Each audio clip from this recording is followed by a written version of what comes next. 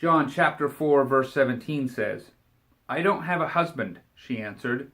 "You have correctly said, I don't have a husband," Jesus said. This is Jesus. It's a conversation with the woman at the well.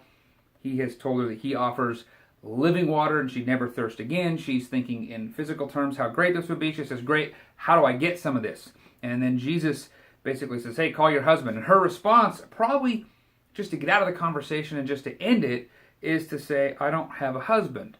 And we're going to learn here in a few minutes in the following verses that she's not wrong. She doesn't have a husband, but she is shacking up with a guy, and she's just kind of playing a technicality. And so Jesus basically responds, "You're correct." Now, what's really fascinating here is in the English, it's like this: "I don't have a husband," and Jesus says, "You're correct in saying I don't have a husband."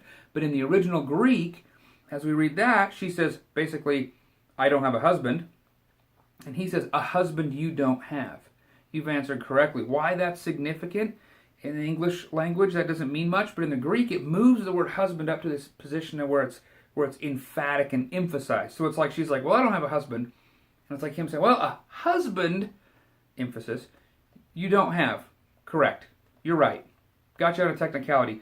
What he's showing, though, is that he knows something about her. He is omniscient. He is aware, and he's about to go into a conversation to tell her who she is. She's trying to say, "Look, you don't know me, stranger.